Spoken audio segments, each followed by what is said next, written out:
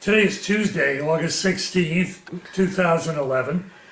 My name is Hersh Lebo, and together with our ace camera lady, Marcy Schoenfeld, we are at the lovely home of Frieder Julian Reitman, 28 Yale Court, Stamford, Connecticut. We're here to interview Julian for the archives of the Jewish Historical Society of Lower Fairfield County. Okay. Julian, good afternoon. Good afternoon, So, both of you. Now we have a beautiful sunny day, and we'd like to hear your story of your life in Stamford before and since you moved here. How long have you lived in Stamford? I've lived in Stamford since 56. I started working in Stamford in 55. So I got to be familiar with the city as it has changed so radically over these years. So you've been here over 50 years. Over 50 years. You could be considered a real old timer. Well, you got to be born in Stamford. You have to go to Stamford High in order to be an old timer. Tell me, where did you originally come from? Well, actually, I like to sort of go back to my folks. Mother and dad both came to the United States and were in the East Side. Mother came when she was 6, so her total education was in public schools in the Lower East Side. Her father died when she was in high school.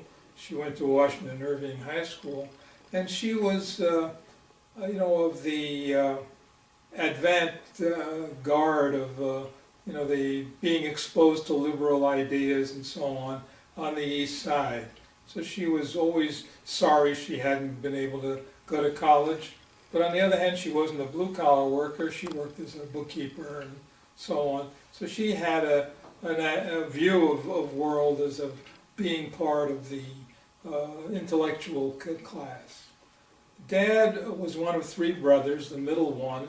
His older brother had been born in London and moved back to Romania, where Dad was born. But he was a sophisticate, and so his older brother made sure that Dad was exposed to the philosophical ideas of the period, which were, as you know, probably heavily socialistic in those years. But Dad's education was such that, in addition to the Romanian and Yiddish, he knew French and German, and eventually English. So he was very multilingual. And of course, the other thing about him, in addition to being highly intellectual, he was a very good chess player. And at one time, he explained that because he didn't see how he could make a living being a professional chess player, he didn't. But apparently he was... What was his profession? Well, he ended up going to law school, graduated in law school. Unfortunately, that was 1931. So it was a poor time to graduate. And he was a much better intellectual than a provider in terms of making a lot of money. But he was the only one of his 2 brothers to come to the United States. So you were born in New York. I was born in New York. But then you moved to California. And lived in California from the time I was 7 till 16. And during that period, I had my schooling in the Los Angeles school system. And the thing that I noticed about being in Venice Beach at that time was being exposed to the ocean, the water, the outdoors, and enjoying the life of California. And the education system was very benign in California, progressive, no homework. So here I am in high school, and the only homework I ever had was that for Latin. What was the social life at that time for a Jewish boy? Well, for Jewish boys, it was not too good. Remember, a red-headed Jew stands out, and it was highly anti-Semitic. So I had to become quite skillful at knowing if I saw so-and-so on the street corner to take a large detour and so on and so forth. It was not, it was overtly anti-Semitic, no question about that. And the real shock when I came to New York and to Christopher Columbus High School in the Bronx to discover that there was no anti-Semitism, nobody beat you up, they left you alone. What a strange behavior. What was your trip like across the country? It must have been unusual. We came by train, and of course in those days you went by train from Los Angeles to Chicago, and then you changed stations and went from Chicago to Penn Station. But the thing that impressed me, and this is the summertime, and remember you're coming from the desert of Southern California, and it was really brown and palm trees and all of that. And then here was you're going across the Midwest, and there are the farmhouses all surrounded by their shade trees all around. And I discovered the shade trees had leaves. Can you imagine a 16-year-old discovering? I mean, I was a Boy Scout, and you would expect that a Boy Scout should know all about these things. So there they were, green leaves on trees. It's quite an eye-opener. What was your life like as a young man in New York City, 1941? Well, 41 was before the war. I was very much interested in science. I was very much interested in things like that. Through a family connection, I got a job in a chemical factory. I didn't like that particularly. Then started school, and in December, Pearl Harbor, that changed everything. So instead of graduating in June of 43, I graduated in January of 43, and then immediately started City College, which was what all my friends did. What was your interest when you My interest at that time originally had been chemistry, but after the experience in a chemical plant, I discovered I didn't like smells. So I had worked as a tool crib boy, a night shift, going to high school in a tool and die shop. But I decided I'd go for electrical engineering, so I knew nothing about it. Okay, so I had many friends in California who were hams, and they were busy with radio. But I didn't see any reason to stay up all night to be a ham, so I just but then the war came along, and you were going to be drafted, or yeah, I was drafted. As soon as I turned 18, I was registered, and then immediately called up.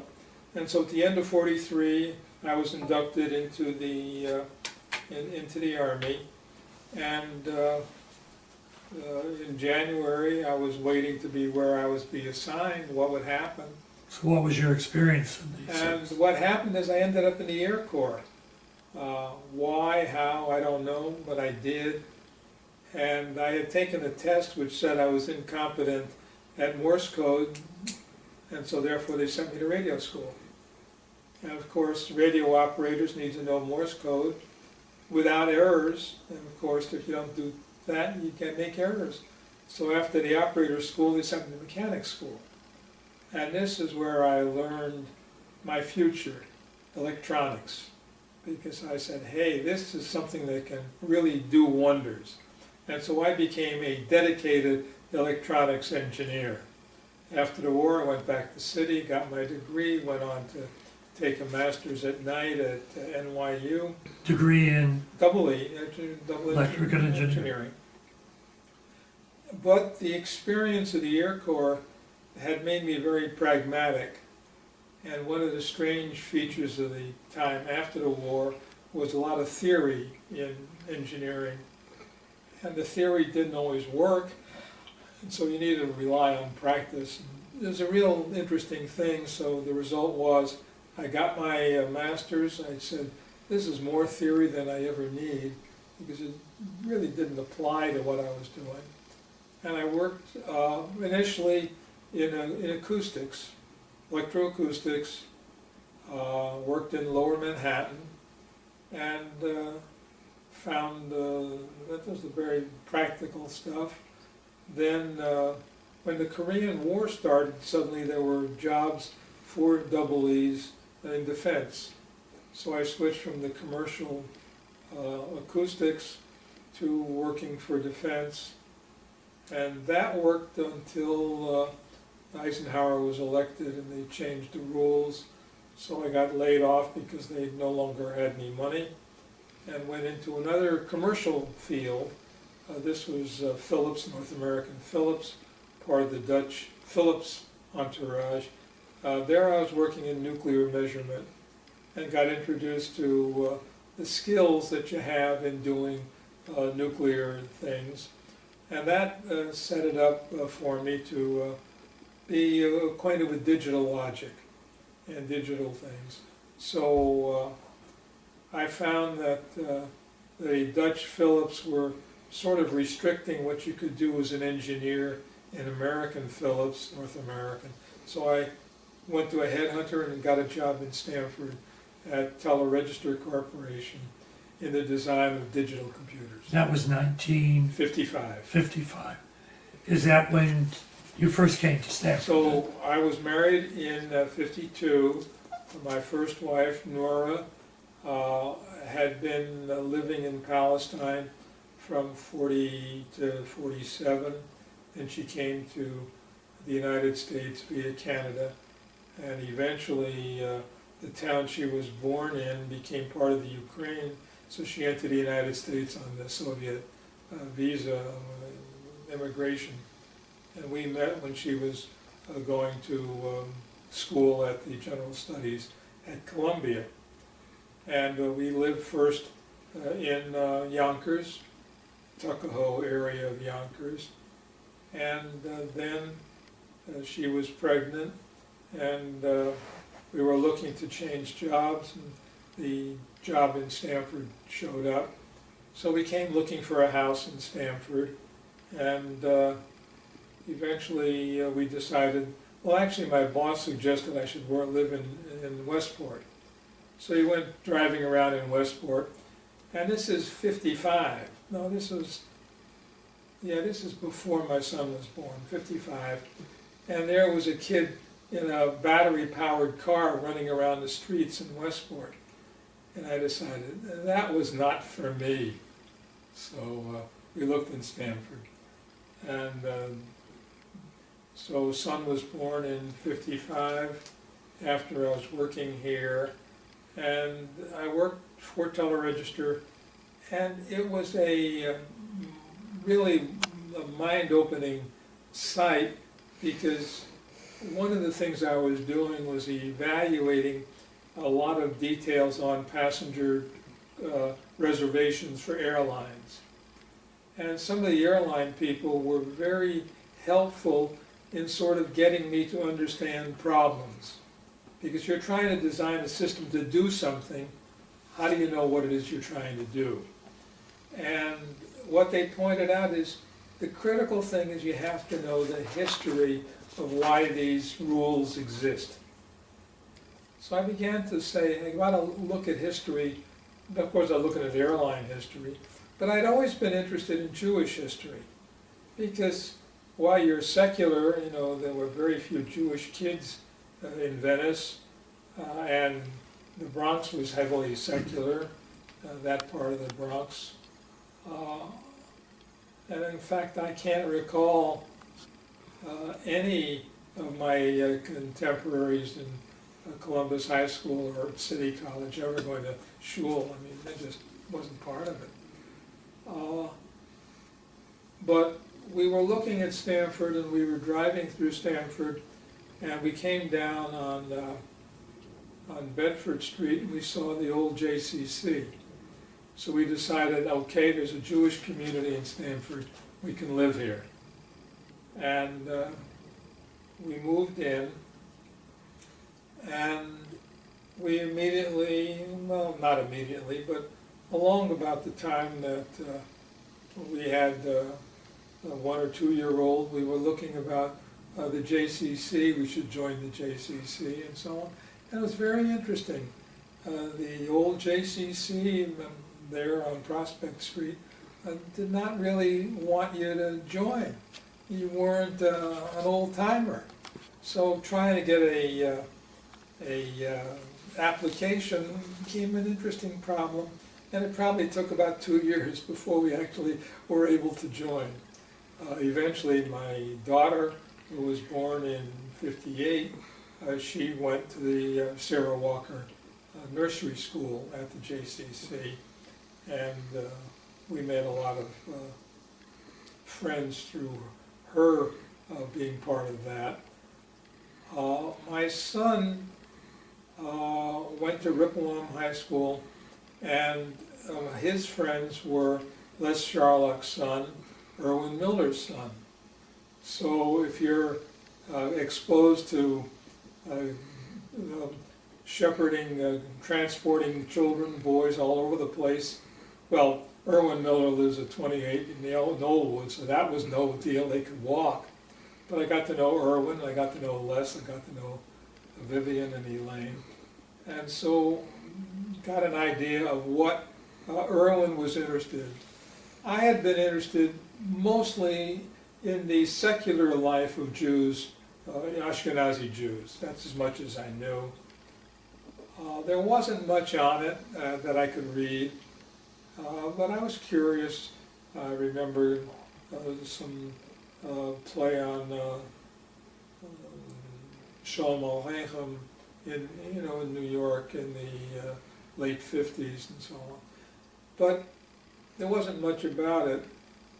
And what I was working at was very important because I had recognized, and it was in those days in engineering, you were encouraged to be part of the professional association.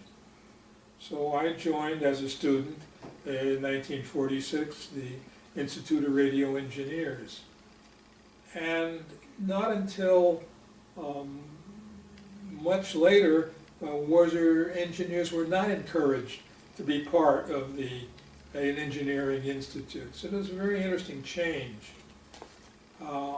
When I was living in Yonkers, we set up a subsystem, a subsection in Westchester, moved to Connecticut. We tried to set up one here in Fairfield County, and I was chair of that for a while. So I was interested in trying to promote professional activity. Let's go back though. You led off about your work in running some sort of a reservation system Yeah. for the airlines. What happened there? What happened there was very interesting. We had built a very elaborate system for United Airlines and had really learned the problems of making an online system that was responsive to agents that were remotely located. So this is a tie of computers with communication lines. And this is the 1950s. So this is way before anything happened. And we had it working, and I had learned a lot about the problems of making it working. And the American Airlines then came out with a bid for their system. And all of a sudden IBM decided they would compete. And the fact that IBM didn't have the slightest idea for many years after how to make it work, but eventually, many years later, they had established the Sabre system. But it had been a very long, difficult process. So here you are in Stanford And lo and in the behold, 1950s, early 60s. You have a so wife when and two children. when American Airlines went with IBM and Sabre, that's when I switched to Norden in Norwalk. Okay. So now you have a wife, two children, and Nora came down with breast cancer in '64, and she died in '73. So, that dictated an awful lot of life in that whole period. The interesting thing when I joined Norden, they hired me because they had a contract with United Aircraft to deal with a real-time weather system for the commercial and military pilots. And they didn't know how to design it, but the computer communication stuff I knew would fit in. And so I did a lot of commuting to East Hartford and so on. And that taught me about simulation. Right. And got me into the business. and we'll get to simulation.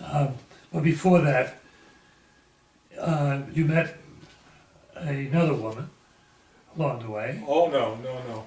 Frida and I, and Frida's first husband, Arnie, we all met the same night. Oh. Arnie was a friend of mine. He liked good music, I liked good music. We enjoyed the long playing records and so on together. And so there was a party at a gathering, and Frida's friends had her there, and Arnie and a bunch of my friends were there, and so we both met Frida the same night. So I had known Frida all the years, and then Arnie died in an automobile accident. So you and Frida were married eventually? Yeah. What year? Do you We remember? got married in '75. And the rest is history. No, that's when it gets interesting from the Jewish community point of view.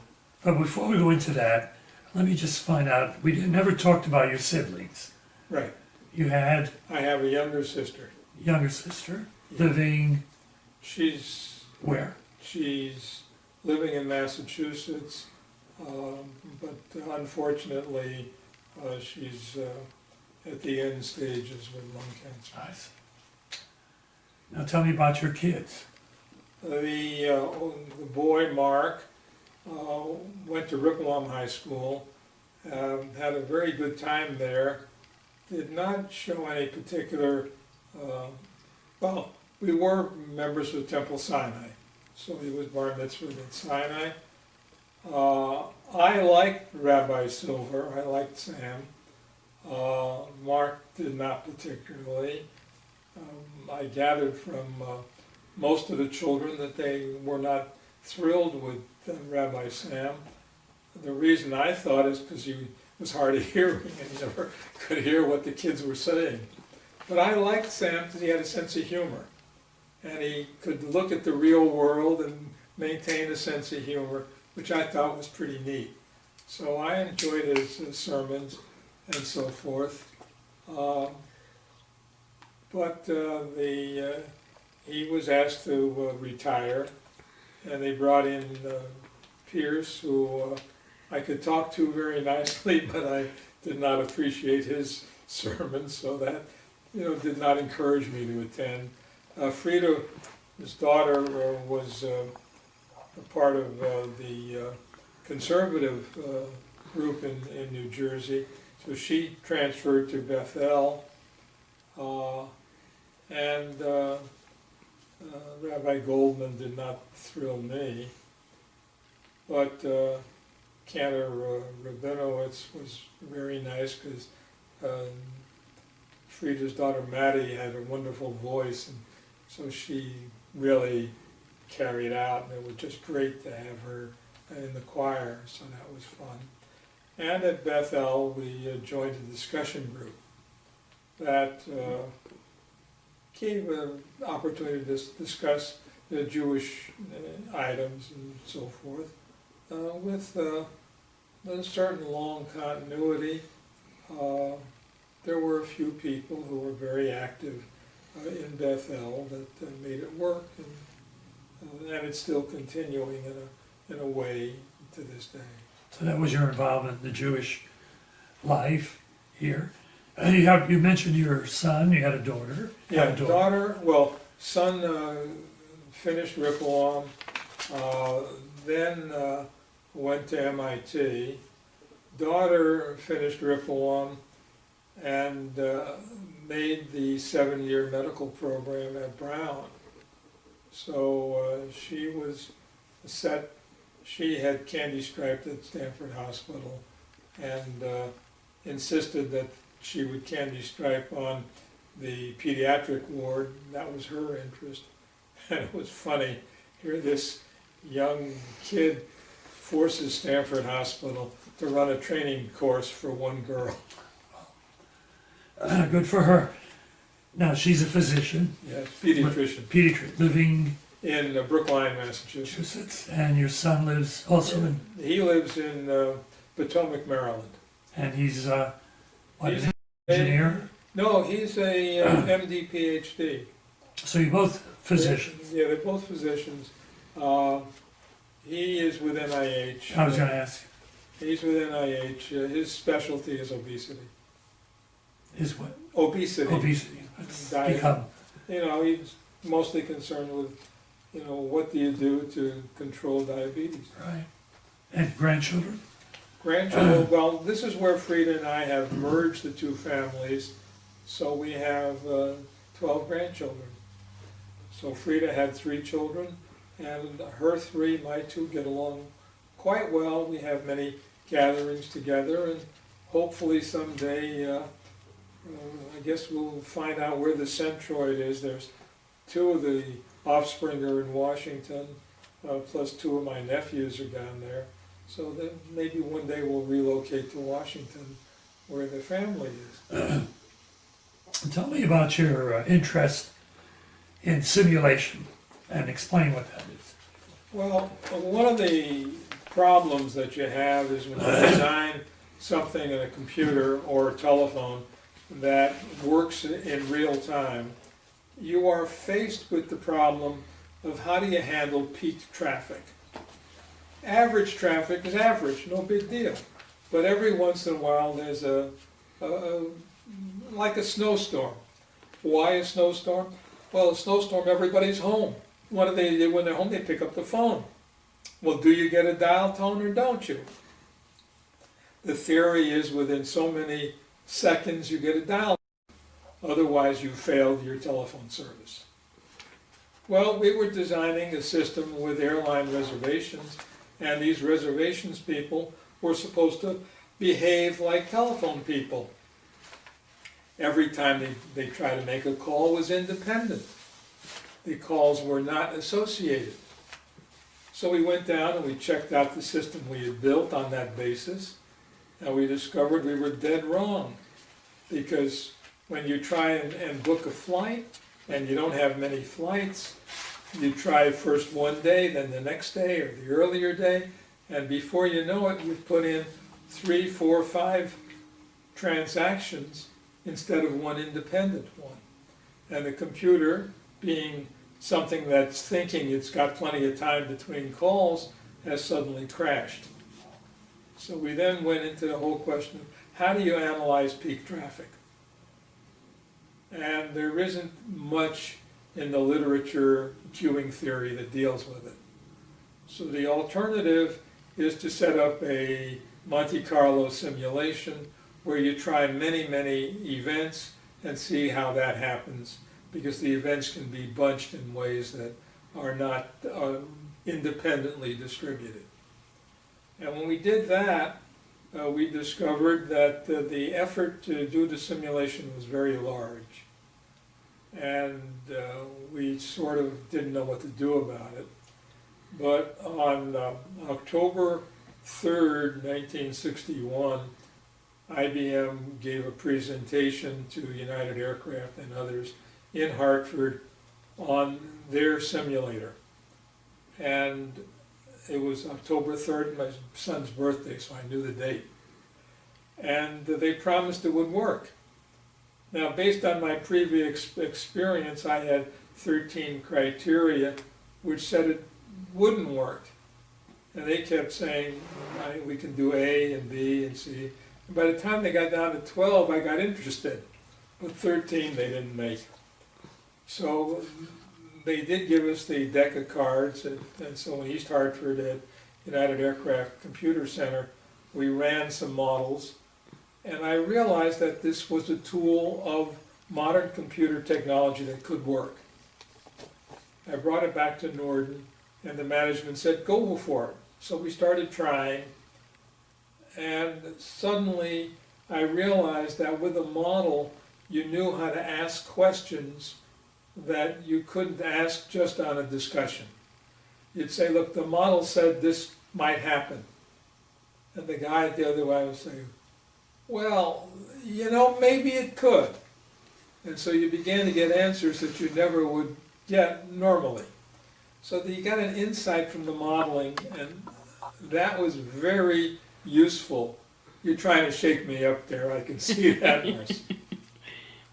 So it worked out, and I got interested in this whole question of how do you design very complex systems. And it worked out very nicely. The IRE did not have any group that worked on that, so they The IRE it's is, the Institute of Radio Engineers. This is before the merger. So I sent them a letter saying that, that this is a lack on their part. So when they merged with the AIEE, American Institute of Electrical Engineers, to form the IEEE, I was asked to be part of the systems group.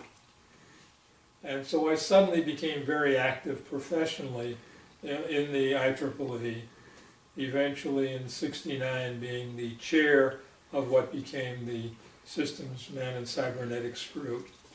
And I met many systems engineers who worked both in academia and for GE, Westinghouse, Bell, and so forth. And we had many discussions on how do you make practical systems problems solved, which is the antithesis of military systems problems, because military is very different.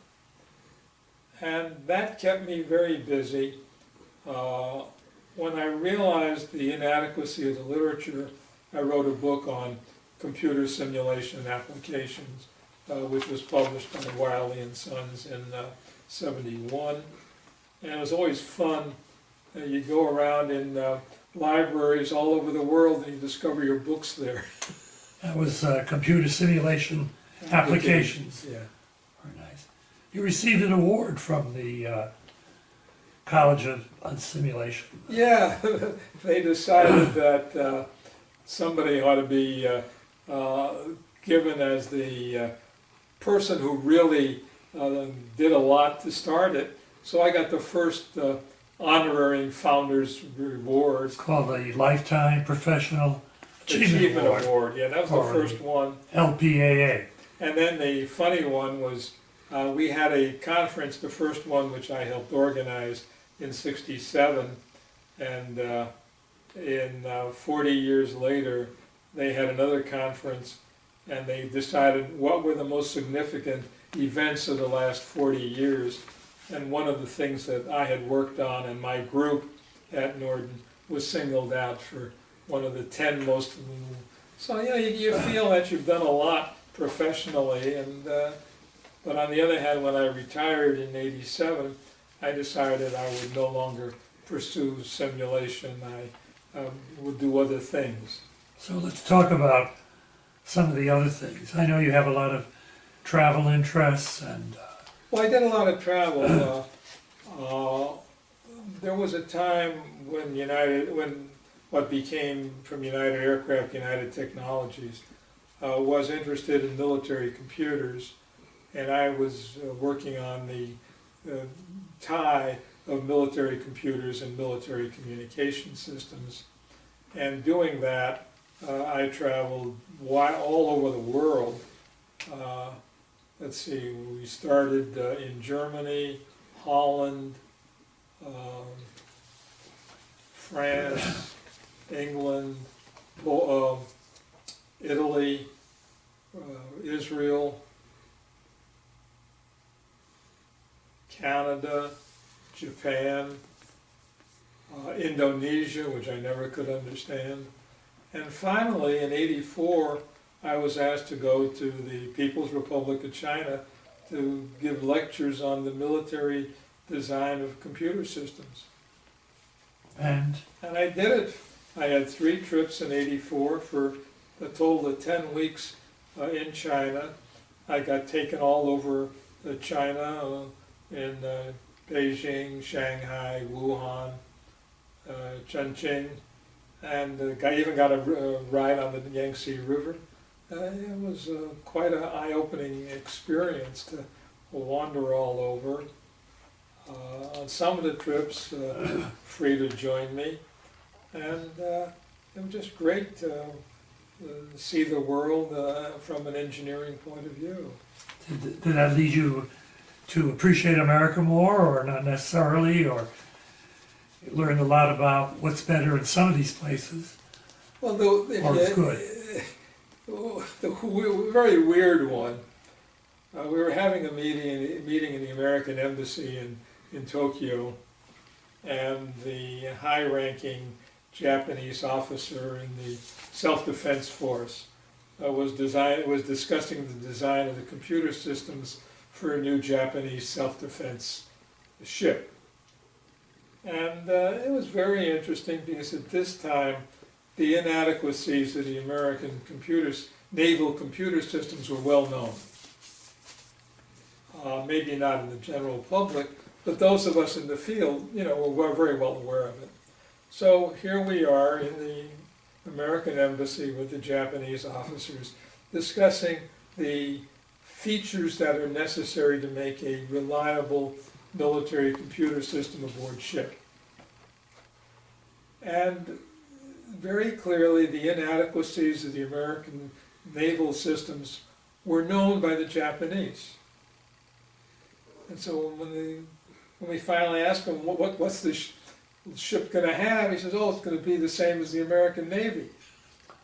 So you ask him, how come? He says, well, we can't get, and nobody can criticize us for that. So there you had a worldwide view of the mediocrity of the world. And it was clear because the Shah of Iran had bought a frigate from the United States. It hadn't been delivered, but it did not have the American Navy computers on board. It had computer system that worked. But you and Frida also have done a lot of traveling, not only locally, but Well, my two uncles went from Romania to Palestine. My younger uncle went to Palestine in '33, and he had some property in Hersh, and he grew various crops. He wanted to be a farmer. His son, Dorian, was younger, 3 years younger than I am, and he was killed in '48 in the fighting. And my aunt then conceived, and my cousin was born in '50. you've traveled to Israel a number of Yes, times. yeah. He was redheaded, she was redheaded, so there was a lot of redheaded people in the family, although neither of our children are redheaded. You were also involved with the Koenig book. Could you tell us about that? Now, what was very interesting is Erwin Miller was always interested in Jewish things, and so as he was setting up a Jewish Historical Society or Stanford Jewish Historical Society, I was involved with George Goldberg, Les Charlock, and Ron Marcus, who's the librarian of the Stanford Historical Society. Ron was going through a bibliography of the State Library of Connecticut on Jewish topics, and discovered that there was a WPA document in the archives. And he and I think Erwin went up to look at it and decided that that was interesting. So Lester, well anyway, somehow a photocopy of the carbon copy came down to Stanford. And I read it and decided that this should be published. So I then proceeded to get the agreement that we would publish this WPA document. The document was done by Dr. Sam Koenig, who was part of the state of Connecticut WP effort to find out about how immigrant groups adapted to life in Connecticut. He chose to spend a lot of effort in Stamford and collect a lot of data about Stamford. And eventually he converted that data into a manuscript, which is what resided in the State Library. the photocopy was rather blurry, not easy to read, but I felt that it should be done. So what I decided to do was to convert it to a digital copy. So we went ahead and we hired somebody to transcribe it from the typescript into a digital system. Unfortunately, they chose two individuals to do the conversion. And so the two individuals chose to misread differently. So you had tremendous quantity of misspellings and illogic and so on. So this meant that, you know, your spell check doesn't do you any good. You got to go through it. So very painfully, I would go through the digital files page by page, trying to make sure that I could sense what was really there and so forth. And finally, we got a digital, and then we proceeded to find the photographs to go with it. Ron Marcus was helpful on that. We also got some photographs, but the critical thing we found was, why wasn't the manuscript published? And we found in the archives somewhere, and I think it was in the JCC archives, that there was a copy of a letter to Koenig saying that the Jewish community did not want this manuscript published in 1940. It was a Jewish community, Yeah, not the government. not the government. And so the only thing that I could think of that might in any way be why Koenig's book was not to be published was that he discusses all of the different Jewish community, which includes some of the nice people who are running the numbers racket, some who were running the brothels, some who were labor leaders. Koenig was very Catholic. He treated everybody as part of the game. But he really focuses mostly on the synagogues, the leadership, and so on. So when you look at it quantitatively, that's a very small percentage of the manuscript. So why that was done, I don't know. But it was a big effort to convert it into a book. George Goldberg did a lot of work with me on that in terms of finding out how to get it printed and so on. And we finally got about 1,000 copies printed. So you were the editor of that, Well, I was the or chief editor. chief of it. I wasn't editing other than putting things together. Well, it's quite an undertaking. It was a very, very intensive undertaking. And It took a you long also became very much interested in the Jewish Historical Society. Well, I'd been interested just from, knowing Irwin, and of course, you couldn't help it, and then having the fun with George Goldberg, who had all these stories. He was a good raconteur, so you enjoyed that. So I was interested, and when we did get established, for a while I was president of the Jewish Historical Society, trying to see to it that the crucial thing is that we got speakers so that people would attend and get. But you've undertaken another very large task, and that is the archives recording of the history of people. Can you tell us a little about what's involved there? Well, the new JCC was built, opened in 1990, and Les was able to get a closet upstairs. And so we had a closet, and we began to move stuff out of Irwin's basement into the closet and collect things from mostly from the JCC, but we were trying to get pieces. And then eventually the archives was established, first on Hope Street, and now eventually we're back on Hope Street, where we have a large area And we've, but this has now taken probably a dozen years. But now you're in charge of a very important aspect of the history of Stanford, Yeah, Jewish people, and that you're running this program. Well, before we go into the oral history effort, there were some other things that were very important.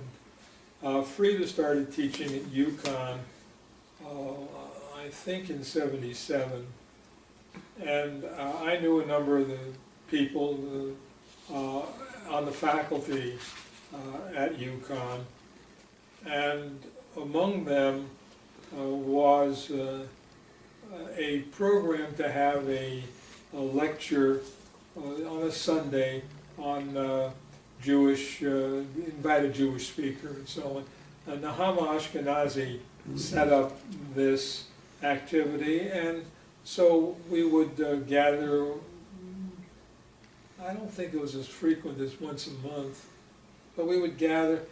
She had started this as a sort of a lunchtime activity at the JCC, but it moved to the basement of UConn up on Schofield Town Road, and where you had a group of women who were very active with Nahama, but Milt Mann and Saul Court and I would be busy making sure that the coffee makers worked and got moved and things like that. So, or rearrange the furniture or all that sort of stuff. So there was the encouragement of Nahama Ashkenazi's efforts, which with the move to the facility of UConn downtown has grown very well, and she's had a number of remarkably good speakers for the annual event. And so that's been a very marked contribution, and yeah, I feel very happy to have assisted Nahama over many years in trying to do that, although she tends to ignore my recommendations for subjects. Does everybody know what Hama is? Nahama is the Oh, you mean Nahama? Nahama. Yeah, the woman. Nahama Ashkenazi is the professor of English and also women. I don't know if she's women's studies, I but think it's Jewish studies. I think they don't really let her claim that because that's sort of a Storrs rule. So she gets to teach these courses in Hebrew literature, Jewish literature, but in the guise of being part of the English department. But she's, done these courses at Storrs as well. With all these activities that you're still involved in, do you have any hobbies? I read. That's a good hobby. Yeah, In what field mostly? mostly nonfiction. Currently, because of all the fun with the Civil War, I'm trying to read why the Civil War happened. But the thing that I feel very important is we have to get the heritage of the people from a secular point of view. When you look at the Jewish writers, historians, they have tended to take the easy apples, the easy fruit. They tell you all about the rabbis, and they tell you all about the ganefs, because you have the court records and the religious records. You don't have very much in the way of how did Jews make a living.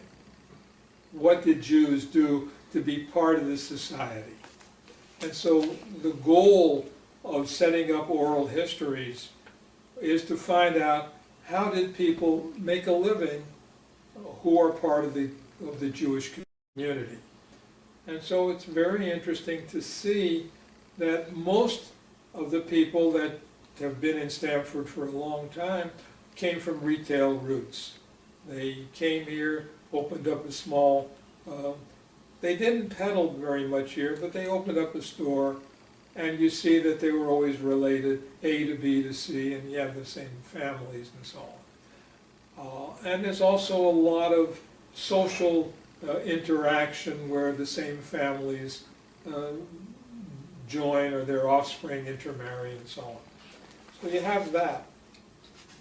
And on the other hand, you have the people like me who moved to Stanford for a job, and there are not that many of them that we've been able to interview. So it's sort of fun to get a balance between the two. As you look back over your many years here in Stanford, could you pick out some of the main changes that you've seen socially, academically, in any way that you feel is important? Well, the one thing that I remember when I came here, well, there were a lot of Jewish engineers. So when you wanted to set up an engineering group, you would find that there were a bunch of guys who were engineers, no women, and you know, engineering with those days was not friendly for women. And when you look around today, you don't see that cohort of, because Stanford is no longer a manufacturing city. People don't have that kind of blue-collar work.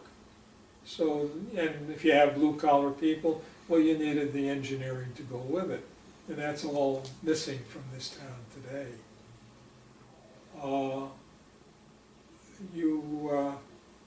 You find that that most of your the people that you meet are mostly managers of one sort or another, or lawyers. You have a tremendous number of lawyers And doctors, I guess. We haven't been able to interview many of the doctors, so that has not. We've tried, but that hasn't yet been too successful. We've been very successful in interviewing store owners and lawyers, those two groups. What stands out in your mind if you have to think of one or two things about Stanford and your relationship to the city, how it's evolved, or relationships with other Well, people? the thing that I find is that it's a very interesting place in that you do have an interfaith council which is strong. You have the three major groups, but actually all of the Jewish groups are on speaking terms among themselves, so that you don't have quite the hostility that you have in some groups, where the Reform and the Orthodox are extremely far apart. Can you think of anything that we haven't covered you'd like to make any comments about? Well, the key thing that I always get a kick out of was the relationship between the Jewish Historical Society and the JCC. When the JCC was established and so on, they invited us, and many of our earliest meetings were in the boardroom. But as we outgrew the boardroom, we got to go into the senior lounge. And then they said, you know, you're meeting on Sunday morning and you're taking up parking places. Wouldn't it be nice if you met somewhere else so that you didn't fill up the parking lot? And I thought that was interesting, because at that time, Frida and I would walk on Sunday morning to the JCC, because from here to the JC was a pleasant walk. And so I thought that was, so that made us move down to Atria on 3rd Street. And so. Do you have any words you'd like to leave for your, not only your children, but your grandchildren and great-grandchildren to come? You think of anything that they should carry away from all this? The thing that I feel very strongly about is that you have to have a better understanding of secular Jewish life. It's not only study of the Bible, I think you have to have an idea of what is it that allowed Jews to figure out how to survive the last 2,000 years. And it's a very interesting proposition because nobody knows how they did it. Marcy, I'm going to ask you to ask. Okay, I have a few questions. Good, Marcy. I've never done this before, interrupting, but you never mentioned what year you were born. Born 1925. Okay. Were you bar mitzvahed? No.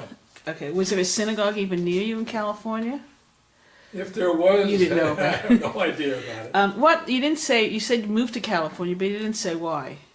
Well, Dad had there was no work in the Depression. Oh, okay. So there was a chance to do something, I so didn't catch that was, All right. Where were you stationed? You said you were in the Air Corps, but you didn't say where you were stationed. I was stationed, well, I was in many places. I was longest at Truax Field in Madison, Wisconsin. Okay. And do you remember anything like shortages or stuff like that during the war? In the Air Corps, you ate what they gave you. But did your family mention about things they couldn't get during the war while you were stationed? I don't recall that. My dad did not have a car, so we didn't need gasoline or tires for a car. Okay. Anything else? No, that was it. Very good. Well, if you have nothing else to add. Oh, I'm sorry. One more question. Paintings. Okay. My dad, at the age of 80, decided that he and my mother both went to two different senior centers. She liked writing, he liked art. And one lunchtime, the senior people went off on a bus trip and he was left alone. So he started painting, and when the afternoon the art instructor came by and he asked her, what kind of advice did she ask for him? And she took one look at what he was doing, and he's this 80-year-old, and she says, no, just keep going. And later that year or the year after, they had an exhibit of art by senior people at the Metropolitan Museum of Art, and his work was presented there. So he was very prolific. He turned out a lot of art, and it lasted until, he died in 99, but his art lasted until about 97. How old were your parents when they died? Father. Dad was 99, mother was 80. Would you like us to take any pictures of his artwork? I just took a few. Oh, Yeah. did. Okay. Yeah, he had no particular style of his own. Every picture was what appeared to him that day.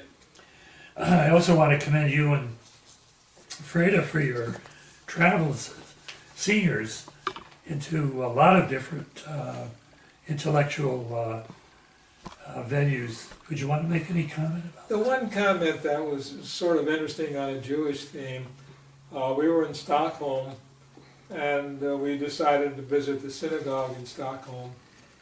And it was interesting, the cantor was around, and he told us about the education of Jewish children in Sweden, and pointing out that religious education is funded by the state.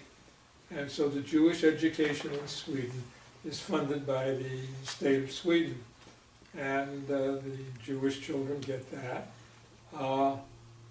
It was rather interesting. Of course, the shock in Stockholm was we went to the opera, and the opera was the Barber of Seville, sung in Swedish.